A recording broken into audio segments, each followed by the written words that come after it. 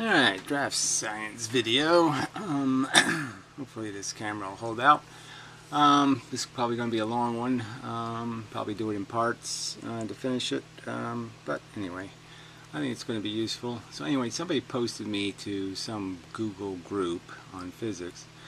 And, it was only a group with 115 members or something, and it didn't look too active. So anyway, I did a search on this group thing, and there's a ton of physics groups. So I figured I will post messages to them, and I'll just go in the order as they're presented, because Google doesn't let you search, and it's just really irritating. So anyway, this one's called Physics. There's 44,000 members, and some of the content is interesting, little experiments here and stuff. So I did post a post. No response to it. It's kind of disappointing. It's, 13 hours, nothing.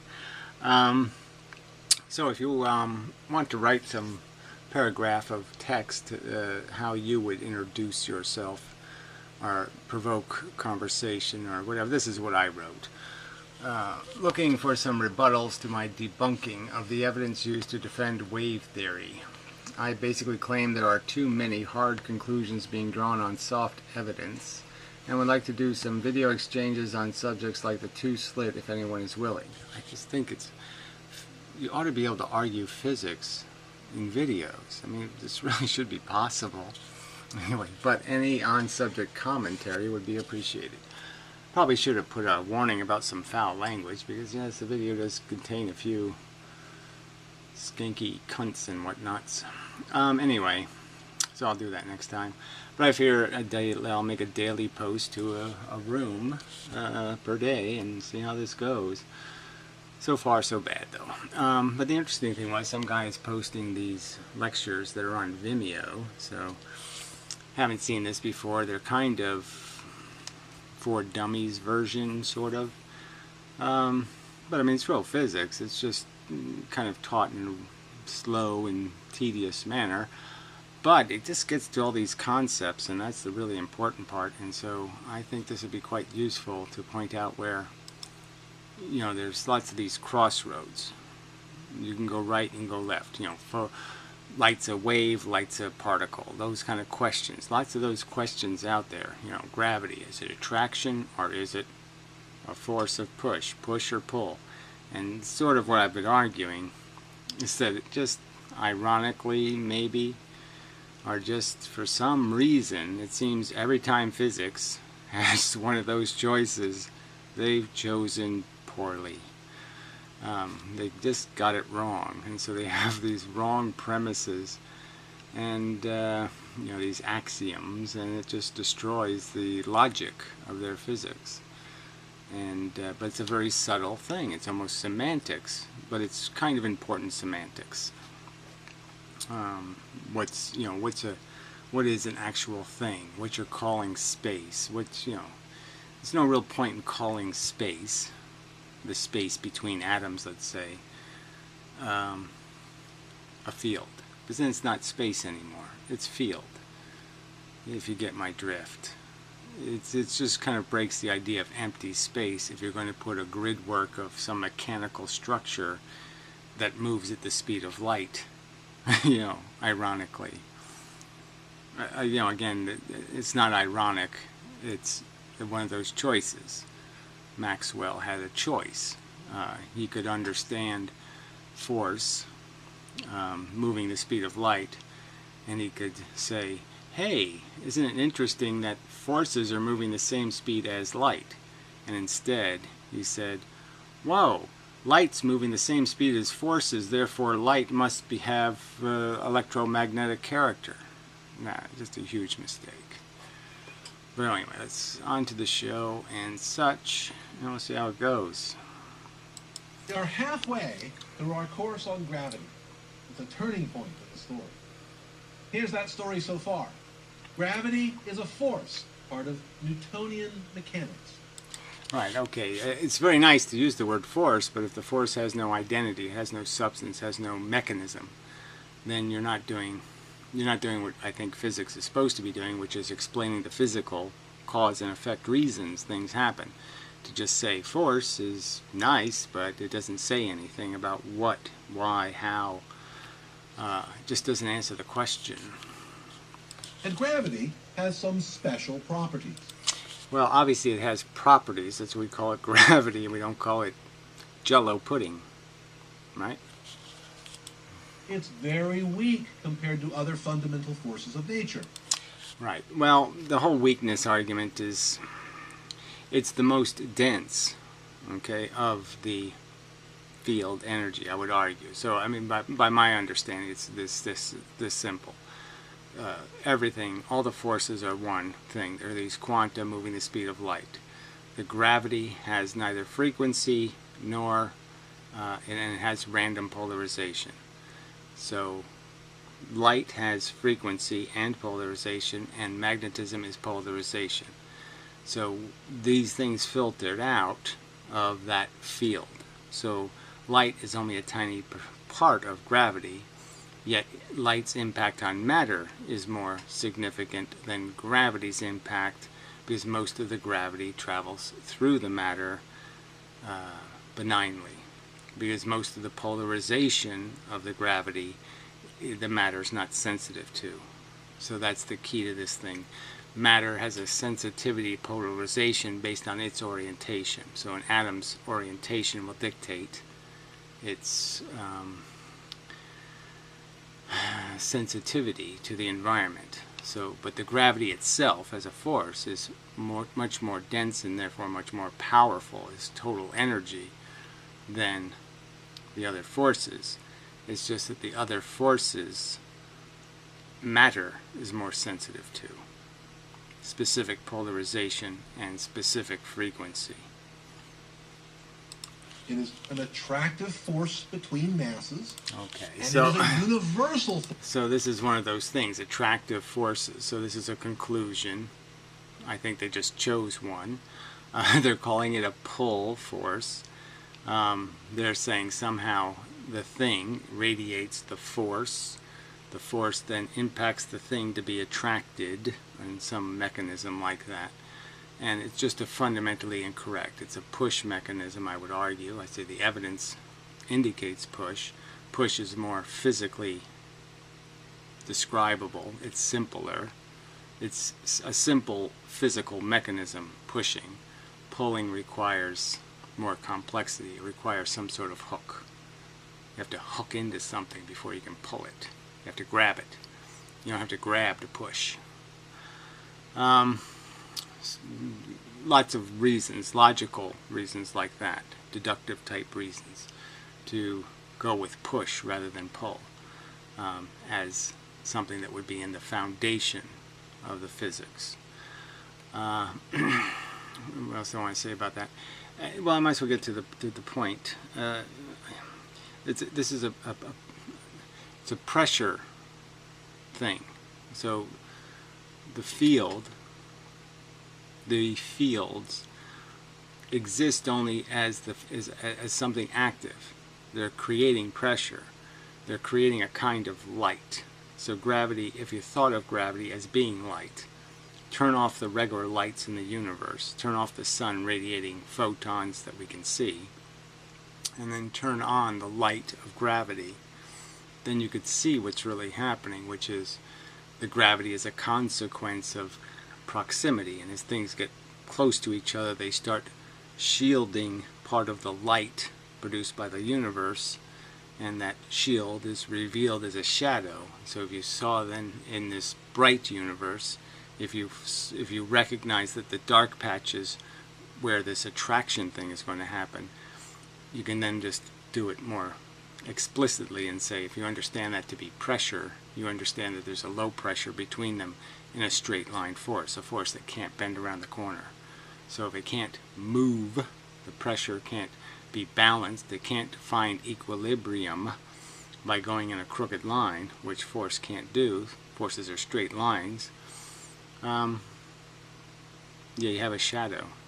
You have low pressure, and things acquire velocity and acceleration in that circumstance. They absorb it. Universal force, well, yes, I guess so.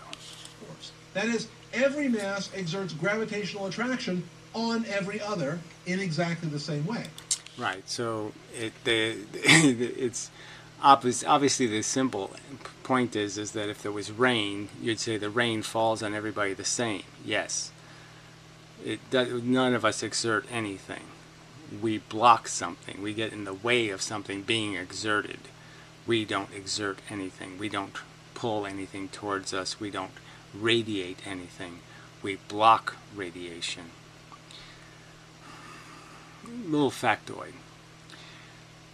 Well, I'll get to it later because it's not, there's so many of these things I just want to say, get it done with, get to the E equals mc squared thing, get to the idea that, it's this whole speed of light thing, this whole Einstein thing is so wrong in terms of how they're thinking about it. They're thinking about, like, him as a piece of matter riding on a photon, let's say.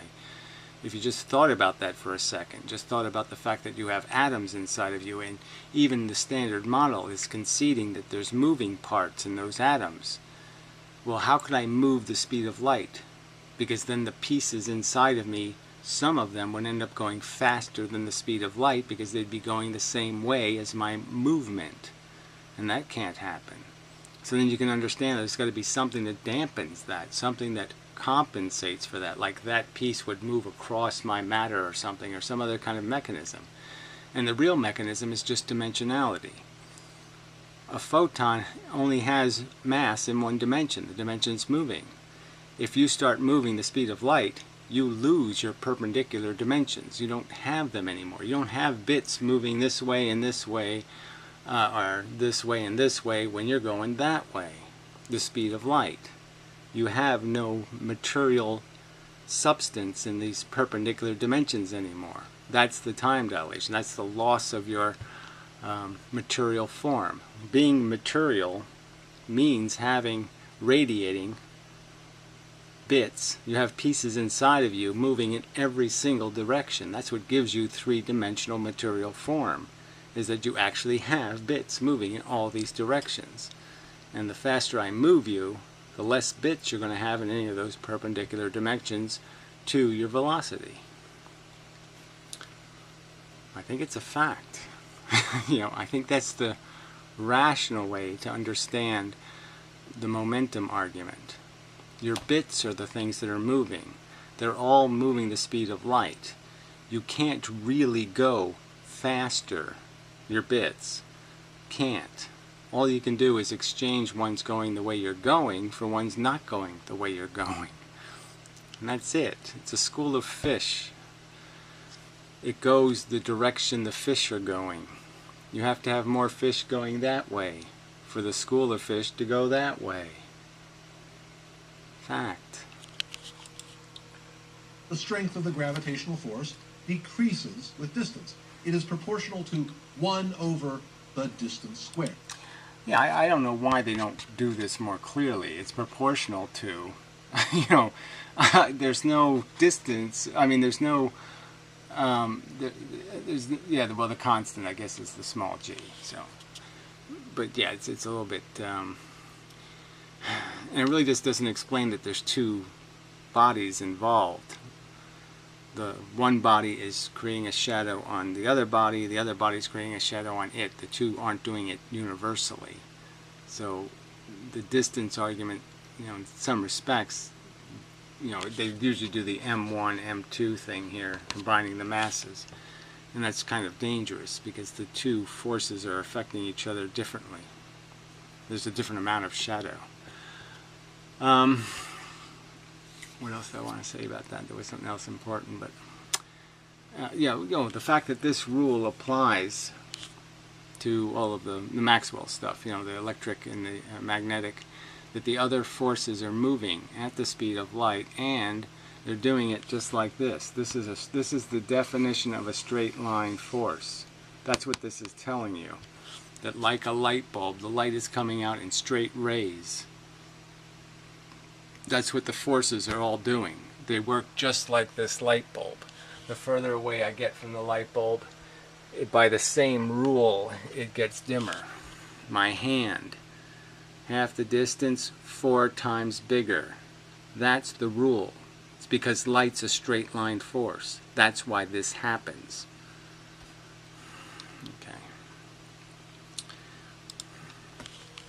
We've seen lots of phenomena that are governed by gravity, both everyday phenomena on Earth and also exotic phenomena in deep space.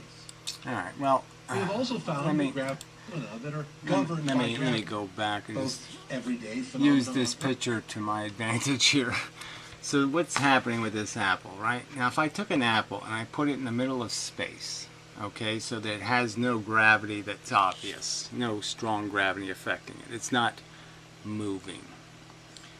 The truth is, that's when it's moving the most. That's when it's at its maximum speed in a way, because it has maximum pressure. That is, if you thought of the universe as lights on, when gravity's the heaviest, it's the brightest. So it's in the bright area. And what it's really doing is it's accelerating in all directions all the time. So it's constantly Brownian motion moving. And they have connected evidence, again, in the other forces, because it's understood that the velocity of electrons in a wire, for example, that actually when you start moving the electrons, they move slower when you apply the voltage than they're moving when they're at their rest state. So the rest state is a higher velocity, and it's a higher velocity because they're doing this. They're moving in all the field directions, in all the dimensions. They're being accelerated a little bit, and they're accelerated the other way, and they're accelerated, and it has an equilibrium because it's an equal force, a balanced force. And so there's no going one way. There's no getting out of that circle of motion. But technically, that's when there's the most field pressure and the most acceleration. And it's when you're shadowed that you lose acceleration. So think of the apple in empty space.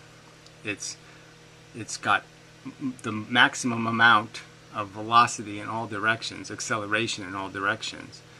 And when I put something shadowing the force coming this way, I'm slowing down the acceleration, going opposing the acceleration this way. So now it's accelerating down, not because this pressure increased up here. This pressure didn't increase. No, it's just that the pressure, the balance is now broken. There's no longer equilibrium, and now the apple falls because there's less it has less acceleration this way because the Earth actually absorbed the acceleration. The Earth took the acceleration from the gravitational field, it accelerated, and now the apple can't. It's used up. It's slowed down inside the Earth, accelerating the Earth. And so now it can't accelerate the apple, and the apple falls. So this is really the apple slowing down. Even though it's speeding up in one direction, it's overall losing velocity. It's losing acceleration. It's accelerating less when it's accelerating in one direction, because that's really decelerating in the opposite direction. It's decelerating going this way because there's less accelerant pushing it. Less accelerant, it's got too much accelerant on top. Clearly just a pressure argument. Earth, and also exotic phenomena in deep space. Alright, so we're using synthetic photos. I don't think there's much point in that. We have also found that gravity lets us see things in the universe that would be otherwise invisible. Alright, so that's a little bit messy. We can't see, we can just see things moving. So I don't know how we could see them without seeing them move. And so I don't know how gravity makes that. I don't get it. You can see planets around other stars, or dark matter in galaxies. Well, it seems obvious that the planets wouldn't be orbiting the other stars if there was no gravity, so yeah, but maybe we would see them shooting across space then, so I don't know how the gravity helps us see them. That's still kind of mushy language. Just a technical point. Our turning point is a revolutionary new point of view about space, time, motion and gravitation. Well, let's understand it's not revolutionary anymore. It's 100 years old, and it was wrong then, and it's wrong now, and it's just not a very good way to you know, deify it, to whatever the right word is for making this religion a fact, is a mistake. Developed by Albert Einstein, beginning about 1905. These ideas and their implications.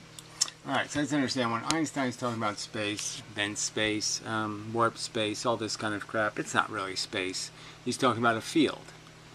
So he's talking about a grid work of some kind, a mechanism, a superstructure that is conveying the existence of one thing to the existence of another thing. And it just happens that it does that conveying at exactly the speed of light. So the magnetic field, the structure, somehow things wave across it at exactly the speed of light. I mean, I think clearly it's not doing that. The thing is an actual thing. Light isn't moving through a field. There's not a field of electromagnetism, the magnetic field going this way and the electric field going this way, and light is waving through both of those fields, these grid works, this superstructure of mechanical stuff. No, it's a thing. It's moving the speed of light, and when it shows up and when it hits an electron, it lets you know I'm a thing. I've just interacted. I can cause an electron to accelerate. I'm not a wave, I'm a thing. And I'm a thing that your matter is made of right now. Your matter is made of those very things, little bits moving the speed of light. Will be our main business for the... So just understand, space isn't really, he's not talking about empty space. He's not talking about the empty space between two atoms or some other thing. He's talking about the space having a fabric. It actually has some kind of real mechanical structure that conveys information, force, from one thing to another across that mechanism, that grid work, that trellis, that thing. So space isn't space. Time is just a function. So this one is just simple. Time is what it takes. It takes the fastest thing known, okay, the speed of light, to go a certain distance. You automatically have the function of time when you have something that doesn't happen instantaneously. So we know that force doesn't move instantaneously, light doesn't move instantaneously, it doesn't arrive at my eye instantaneously, it doesn't leave the camera, move to my eye instantaneously, nothing happens instantaneously, these forces don't move that way. That creates time. So time is just about the fact that there's not instantaneous motion. So the end. It's not a dimension, it's a function. And as long as there's a constant, the speed of light, time never fluctuates. You can either run slow or you can run fast, but you can't change time. I mean run, you as matter. You can change the disposition of your matter. You can convert it from three-dimensional matter, equal in all three dimensions, and you can gain velocity, which means you have more mass in one dimension and less mass in the other two dimensions. That's what you can do. You can lose your dimensionality, but you can't warp time. Rest of the course. Like Einstein, we first must lay some groundwork. Well, like I said, you're not laying groundwork. Einstein didn't lay groundwork. He stated axioms. He chose. He decided that a photon has mass as matter has mass, that it's somehow three-dimensional mass, and that you can affect it in these perpendicular dimensions, that you can push it somewhere. You can mess with its course by blowing on it and push it. You can't. It doesn't have any perpendicular dimension. It only has mass in the dimension it's traveling. You can't bend it. He's chosen that. He axiomized it, and then you all fell for it based on his best friend validating it by, putting on a pair of sunglasses and looking at an ellipse. I'm not saying the science was that bad, but I mean, it was a pretty pitiful experiment. It's never been duplicated. The Hubble telescope's never done it. You have no evidence of solar lensing, of the sun lensing. None. No good evidence. And yet you're telling me this is a fact. Einstein proved. No, Einstein said it. And you're just telling me Einstein said it. That's all you're doing. You don't have any evidence that it's true. And occasionally, it may seem that we've wandered away from the topic of gravity. Well, yeah, you've wandered away from the topic of physics, in my opinion. You will wander, eventually. Talk about the speed of light, about clocks and time, and so on. What do these things have to do with gravity? Yeah, well, the only way they have anything to do with gravity is understanding this dimensional issue. Again, this is just fundamental to it. If you don't understand that matter has mass in 3 dimensions because you have force in 3 dimensions, and that if I was to go with the speed of light, I would no longer have force in 2 of those dimensions. I would only have force in the 1 dimension. Anyway. Well, what we're doing is we're building a foundation. In the lectures to come, we will need every part of that foundation to build our new understanding.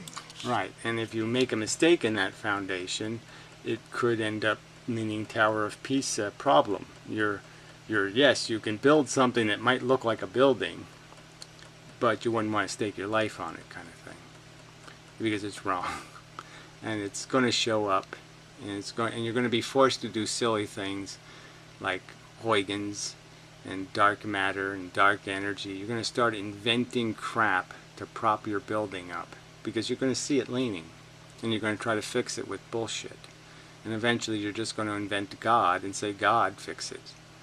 Unicorns, elves, fairies. You're just going to keep resorting to sillier and sillier things. I mean, dark matter is not much better than saying Tinkerbell did it. Gravity. Einstein's work grew out of a remarkable shift in physics during the 19th century. It's a shift of thinking from thinking about forces between particles to thinking about fields in space. Right. and it's a bunch of, it's just very wrong thinking. So you went from something rational. Okay, the idea that something, if I want to affect somebody, I throw an apple at your head. Okay, I have to throw the apple at your head. I have to throw it right, I have to aim it right, and it has to hit you in the head. I can't just say, well, there's a probability, I'll just let go of the apple, and there's a probability that on its own it'll fly into your head. I mean, I can do silly stuff like that, but there's no point in doing that. So we went from some physical world where real things had to travel somewhere, they had to do it by these rules, to this idea of a field that now all of a sudden it's not the thing traveling, no, it's the field telling the thing where to travel. And it's a fundamental mistake. But if you understand the kinetic field, if you understand the field is a thing in the sense that there's a ton of this stuff moving, and it's kinetic, and everything's interacting all the time, and there's only specific interactions that can cause change. So if you change polarization or you change frequency of something, then you can have effects, but you can only have effects when you cause change, and the rest of the interactions are all kinetic, pure kinetic, which means the difference between the event happening and the event looking like it happened, just missing, is going to be identical. There's no real change. It's the 2 steel balls hitting each other. No difference if you think of them going through each other or you think of them bouncing off each other. The product universe is exactly the same. This shift introduced new ideas that extended physics beyond Newton's mechanics. Well, let's just say beyond cause and effect. You just loosened the grip of cause and effect and started putting things in Heisenberg no man's land. And these new ideas were powerful and very successful. But Yeah, well, again, the Leaning Tower Pizza guys, I'm sure when they were building that thing, they were saying, we're doing really well, we're really successful. And, it wasn't until they got high enough they figured out the whole thing's going sideways. they also introduced some profound puzzles of their own. So consider an example of gravity in action. A planet orbiting the sun. Here's what we said. We said the planet is steered by a gravitational force exerted by the sun. Right, so again, this is the typical example. So turn the sun off just so it doesn't confuse anything because it's creating light and shadows. And just understand that the force is everywhere. And that these two bodies are just going to end up shadowing a certain percentage of the force from each other. They will obscure perfect absorption of the force. The Earth can't absorb the force from the entire universe because this thing is in the way. And the sun can't do the same because this thing's in the way. It's eating part of the energy coming at the sun. Everything's heading right for it, so to speak. At every location in a pressure field, it feels like everything's heading right for you. In every location, there's places where things are just heading right for you. It's a pressure field. And these two things are blocking that pressure, and because it's a straight line force, it can't fill the voids. So that shadow is hard and real, and yeah, they're pushed together. There's no attraction. They're pushed into each other. If I have to use push or pull, I'm saying it's technically not a push because it's an absorption of acceleration, but it's push, not pull. It's from the outside in, not from the inside out. That is, the planet gets its marching orders, so to speak, from the sun. To use the phrase coined by physicist John Wheeler, whom we will meet later in the course. But in fact, the Newtonian picture is actually much more than that. The planet gets its marching orders instantaneously from everywhere in the universe, since everything everywhere exerts some gravity. Well, again, and none of it's instantaneous. So yeah, look, the fact that Newton didn't know there was a speed limit has nothing to do with Newton's theories. And clearly, the fact that there is a speed limit, that the speed limit is the same for light, should make it understood that light is just a manifestation of force. It's one of the manifestations we can see. It impacts our electrons, it accelerates them, it causes an effect that we can recognize, where the gravity doesn't have the same effect. The unpolarized unfrequencied gravity doesn't have as significant an impact. Gravitational force on the planet. This idea is known as action at a distance. Right, key. So this is one of these key kind of things, action at a distance. It's not really action at a distance. If I throw an apple at your head, you're not going to call it action at a distance. You're going to understand that I generated energy and I propelled something. The propellant went there and the propellant caused an effect on you. I propelled something, and that's what these fields are. The fields are full of something being propelled. And it's,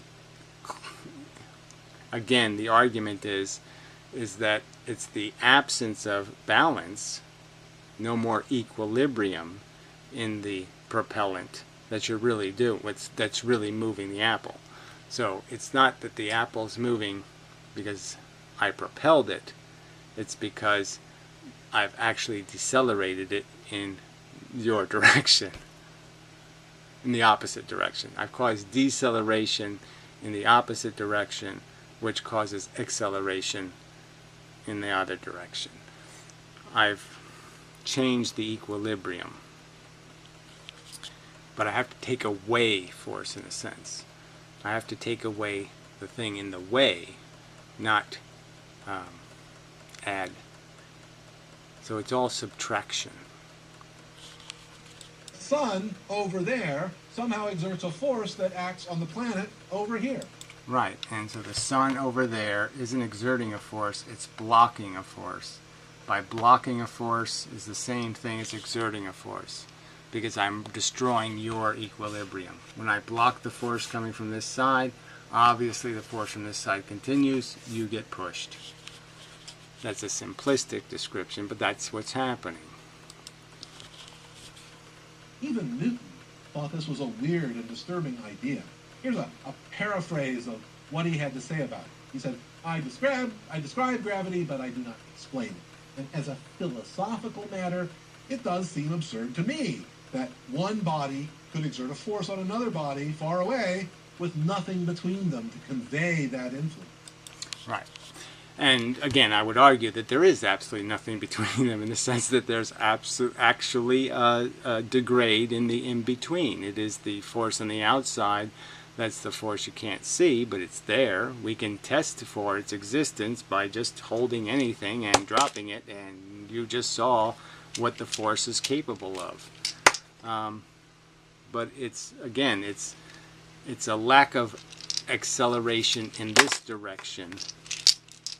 The Earth is blocking the acceleration. It used it up, so to speak.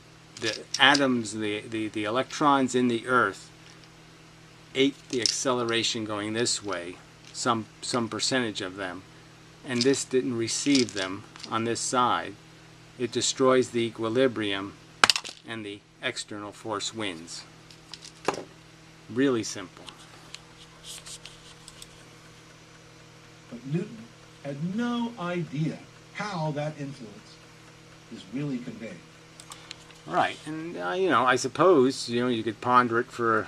There's some things you could just ponder and ponder and ponder and say I can't, and then somebody tells you the answer and you say, oh fuck, it's just so obvious.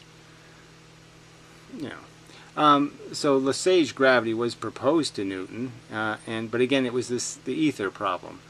They didn't. It wasn't presented as a kinetic interaction, that is, one with no friction, one with no waste, one with no subdivision of energy. So if you think of it as ultramundane in the sense of kinetic, and that all interactions are complete, they all happen at the speed of light, there's no slower or faster. If you understand it like a school of fish, I mean, see, they could be that simple.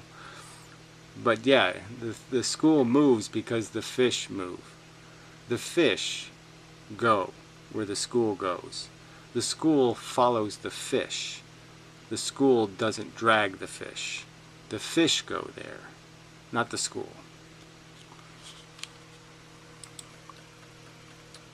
In the early 19th century, an alternative point of view emerged. The idea arose in connection with electric and magnetic forces. These are long-range interactions, like gravity. Right, and they move at the speed of light. So all of them move at the speed of light, gravity, and the EMF of electromagnetism. These things move at the speed of light. So again, you can make light into a complex element of field energy, or you can recognize that field energy is just a version of light, that they're all the same thing. They're just different versions of the same thing, subtle differences. This versus this, polarized, the shape, a frisbee. The frisbee can fly this way, the frisbee can fly this way. And frequency. You have a frisbee here, you have a frisbee here, you have a frisbee here. Set distances between them, that's their wavelength. That's the frequency. The frequency isn't in the frisbee, the frequency is in the distance between the frisbees. That's simple. Electric charges, positive or negative, exert electric forces on each other. Moving charges, electric currents, exert magnetic forces on each other. Well, let's understand. The forces are all the same. It's just whether you're a conductor or you're not a conductor, whether you have electricity. So it's just a conversion of movement. So all acceleration causes this perpendicular release of polarization for what's called charged elements or electrons is the key thing. So you accelerate an electron, you'll create perpendicular to the acceleration, you will create a release of this gravity, photon, quanton, whatever you want to call it, the stuff moving the speed of light. So the stuff moving the speed of light is radiated from moving charges. And yeah, that's probably enough for right now. And at first, it looks like more of the same action at a distance.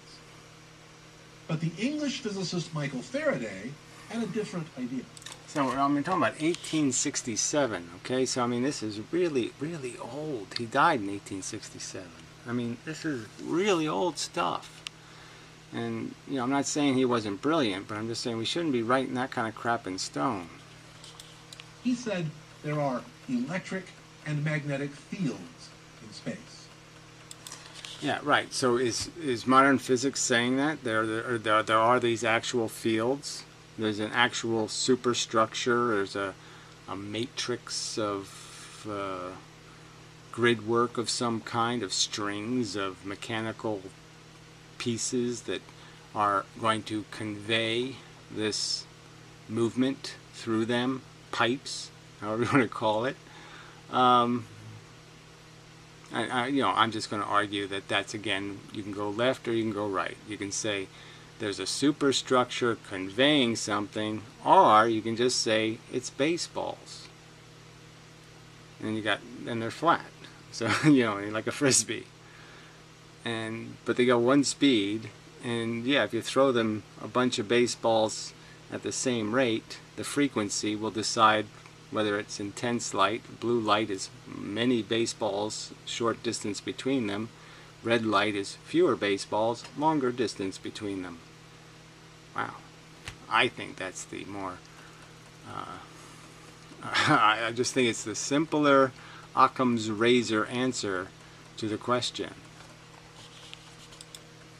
So, what is the electric field? Well, at every point in space, even empty space, the electric field is present. Alright, so let's just argue. So what he's going to get to eventually is Einstein is just doing this to gravity. So he's making gravity field. So he's doing the same thing as this. So instead of a magnetic, electric, and now a gravitational field. So we have these three different mechanisms between everything, through the whole universe, and everything is a vibration through that medium. So they're just recreating the ether, and they're just going to try to do it in some way that doesn't cause friction. And so the same reason they destroyed particle gravity, they're going to evade to preserve this matrix system of conveying energy. And it's just totally unnecessary. So at every point in space, the electric field is present. Let's just change that to the gravitational field is present. And that's the truth I'm arguing here. So that when something's in empty space, the more empty I can make the space around this pill bottle, the more energy it's actually absorbing.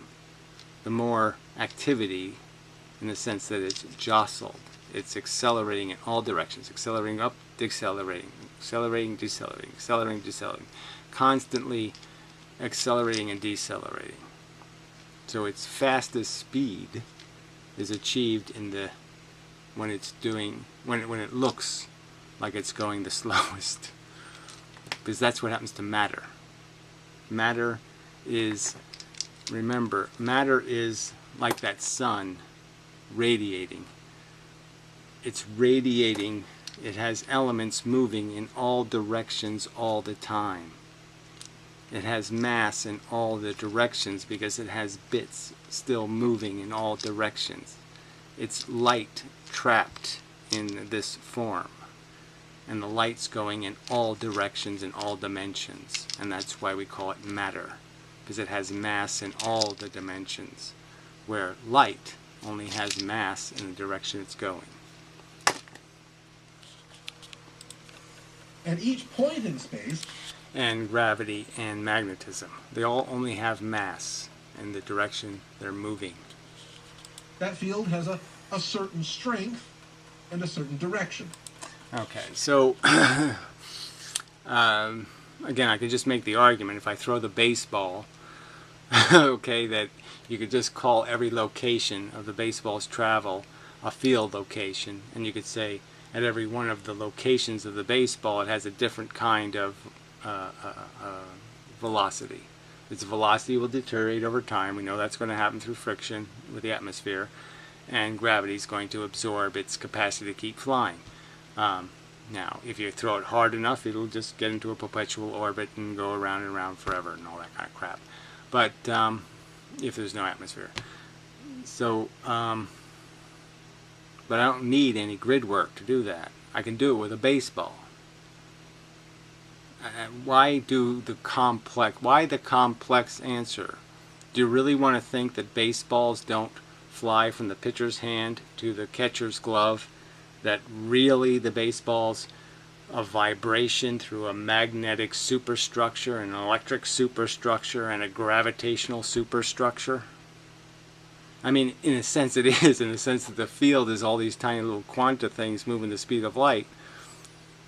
But the point really is the thing doesn't radiate anything. The field moves because the field is a thing. Light is a thing.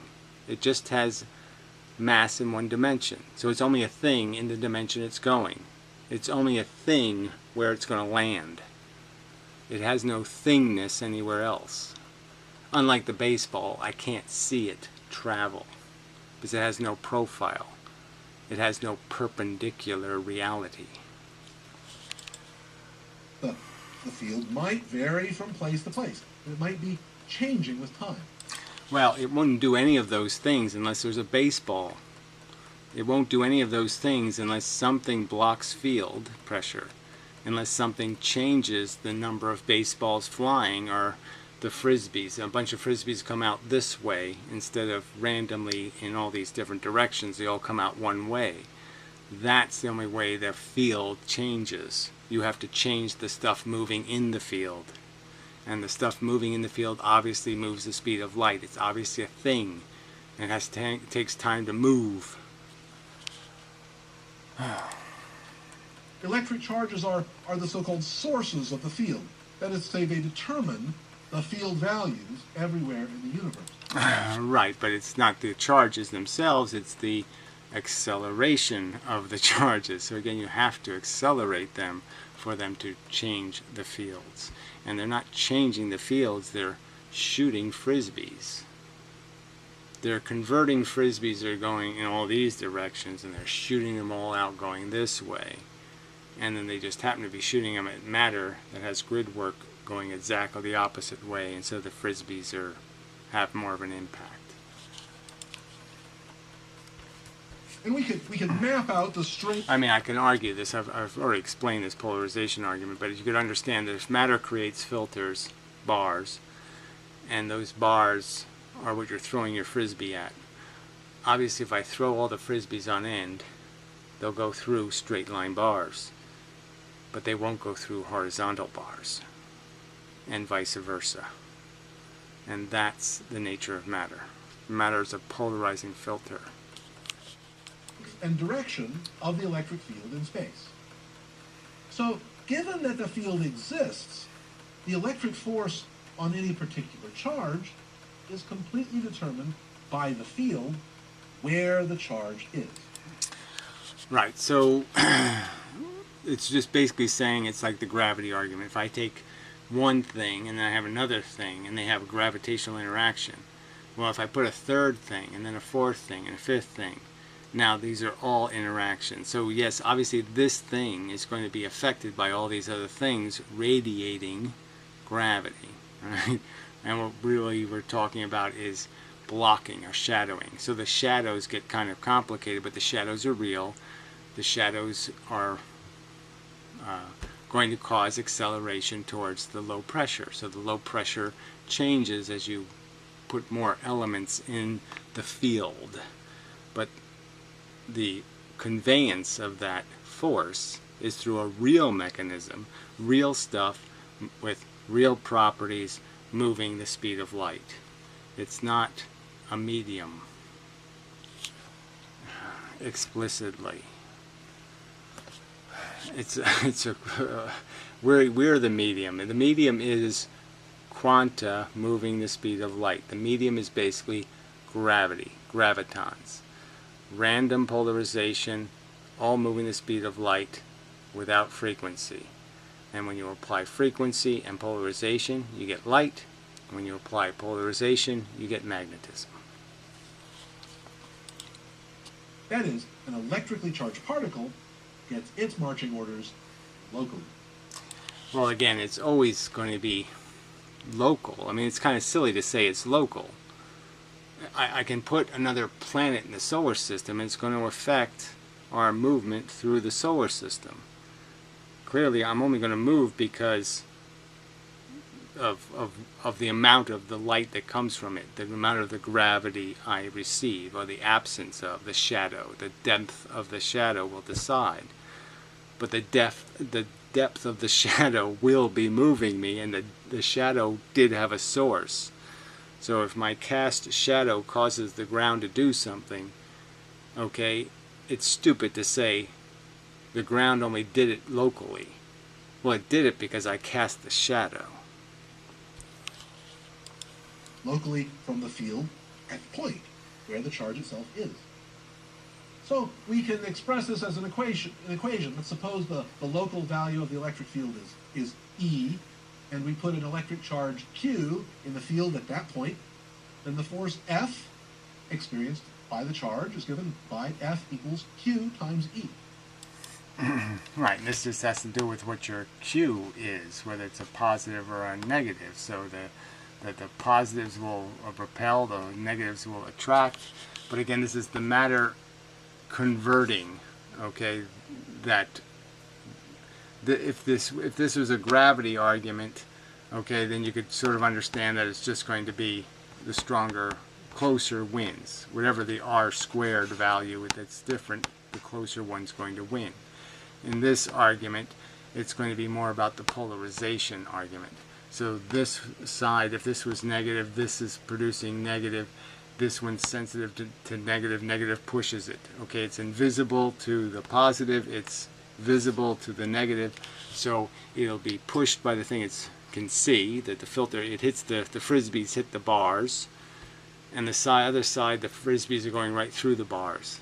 So on this side, the frisbees are going through. This side, the frisbees are getting blocked, and the charge is going to go where it blocks. So you can see that this instantly causes repulsion and attraction, in the sense that the like charges end up repelling, because this filter's already filtered all of the stuff to be exactly the thing it's sensitive to.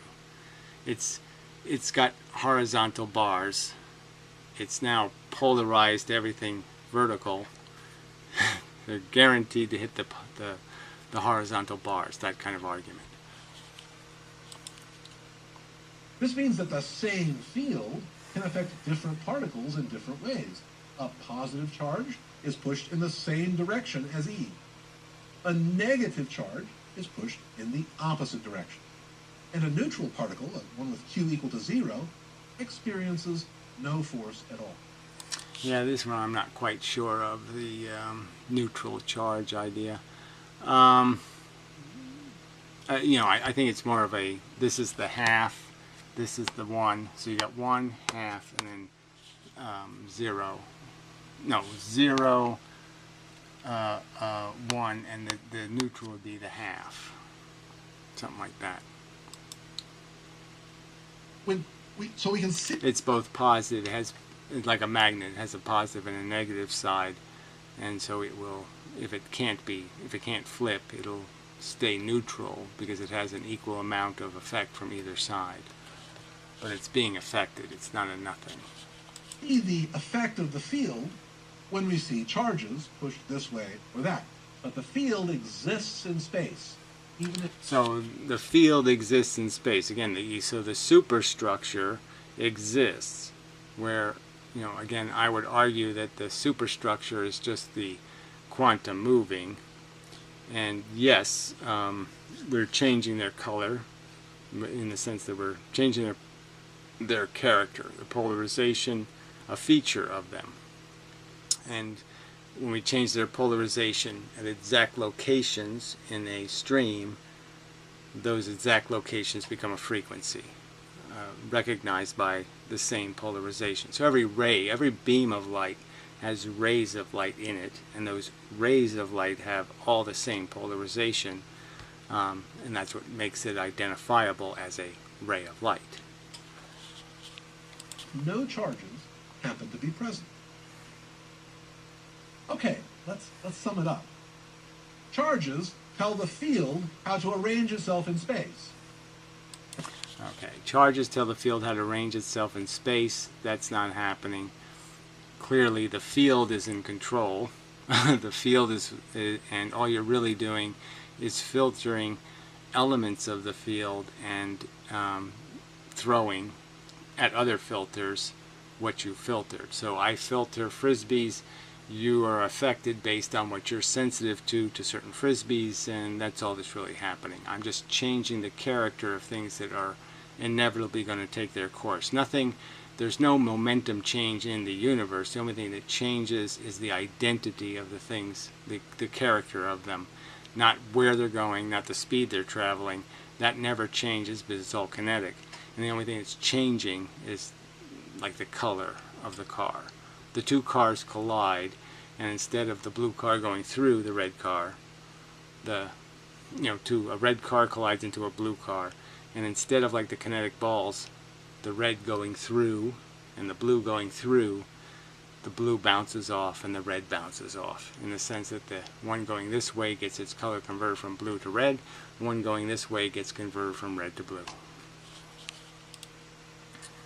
Then the field tells charges how to move through space.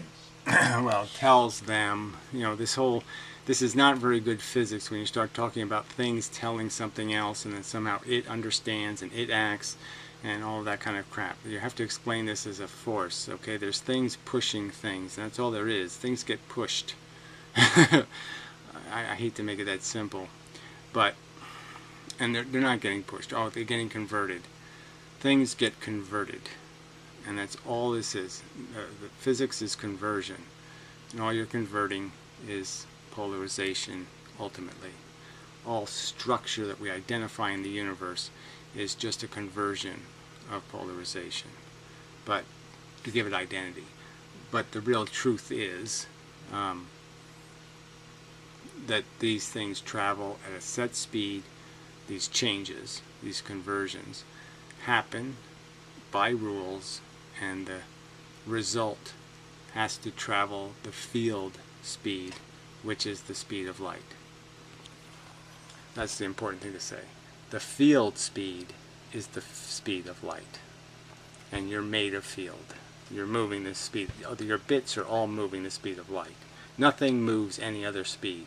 There's only fish. We're schools of fish.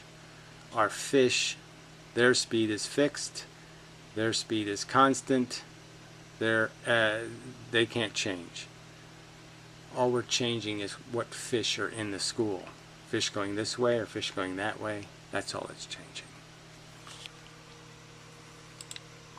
And that's Faraday's big idea. And magnetic fields and forces work out pretty much the same way. Right. Well, they're both, it's like I said, it's the same field. And you're just talking about the effect on electrons. So in conductors, the acceleration of electrons and creates electricity, what we call electricity. But it's just acceleration of electrons. And the same thing is happening in magnetism. It just has to do with the electrons and the filter they're creating. Yeah, it's the same filter. One's created by a magnet, one's created by a moving electron. But you could argue the electrons are always moving, and in magnetism they're moving in a ordered way that creates the same field, perpendicular field energy. Okay, something like that. But anyway, out of time, I'm pretty sure. Camera's getting warm, battery's almost dead, so we'll call it a video and continue probably to finish eventually. But I think it's purposeful. So till the next installment and such.